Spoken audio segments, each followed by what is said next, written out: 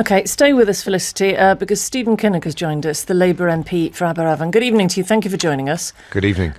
Jeremy Corbyn, your leader, has said, OK, let's go for a December election, but that's by no means the view in the whole of the Labour Party. Where do you stand on it? Well, I would say bring it on. We need to get rid of this cruel and incompetent Tory government. We need a general election where we can talk about the issues that really matter to the people of Aberavon and across Wales on the doorstep. Jobs, education, schools, policing, homelessness, the housing crisis. And a general election is an excellent opportunity to bring that debate forward. So I say bring it on. But there is a vote. There seems to be an almighty battle in the Parliamentary Labour Party. Is there a big push from the party whips to get everybody on side to vote? Or will there be, how big a revolt could there be? Well, we will be whipped to support this at second reading. Jeremy's announced that we're going to back plans for a general election. So I'm hoping that colleagues will come on board with that. And they might not, though. They might not, but the SNP and the Liberal Democrats have, of course, already said that they're backing this. They, first of all, had their own bill and the government's kind of taken that over. So if the Tories and the SNP and the Lib Dems are whipped to support it, it's going to get over the line anyway. So I'd suggest to colleagues that we really do now need to get into full campaign mode. This is a golden opportunity to rid the country of this deeply damaging Tory government, and we should be grasping it with both hands. But does it matter if it gets over the line? Because immediately afterwards, there'll be votes on the two amendments Felicity Evans mentioned to us, whether EU citizens will be allowed to vote and whether the voting age would be lowered to 16. Now, if either of those two passes, the government have said they'll pull the bill. We'll be back to square one. Yeah, and Jeremy Corbyn supports lowering the voting age. That's basically a wrecking amendment, isn't it? Well, the government says that both amendments would wreck. I'm not entirely convinced by that. I mean, I think, Well, if the government pull the bill because they're passed, then it is a wrecking amendment. Yeah, but if the government does that, I think that would be an act of petulance, and it would be a pity if they were to do that. I can't control what the government does or doesn't do.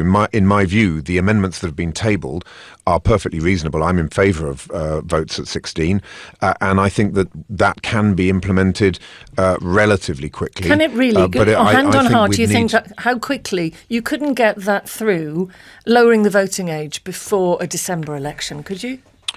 I think there would be some delay then. But, fundamentally... When you say some, what do you mean, roughly? For people who don't understand how quickly Parliament does or doesn't work. I will be completely honest with you. I don't know the technicalities of what it would require to change the franchise. I can't answer that question. But I think the government should be prepared to sit down and have a proper conversation about how long it would take. We have an extension until the 31st of January. And that means, we've taken no deal off the table and we can have a general election within that time frame. Clearly, if the answer to your question is that it would take months and months and months, then that's a different position. But fundamentally, the principles of this are clear, that we need to have a general election so that we can get clarity in terms of the future of our country, and that means as well being able to have a government which can actually deliver and solve the crisis in our public funding and particularly local government funding that we're facing in Wales. But why put people through the palaver of an election? There doesn't seem to be an appetite in the country to vote again, especially before December. Wouldn't it be better to allow the government just to get the Brexit deal through and then campaign on domestic issues? Well, Boris Johnson took the choice to pull his own bill. I thought it was extraordinary that he got his bill over the line at second reading with a majority of 30 and then decided to take his bat and ball home like a petulant teenager.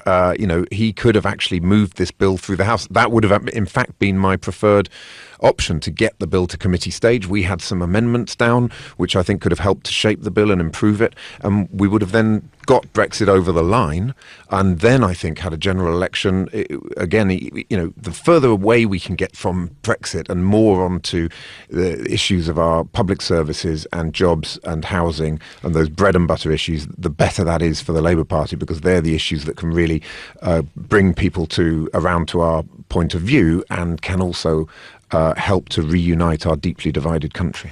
Thank you for joining us. That's Stephen Kinnock, who's the Labour MP for Aberavon.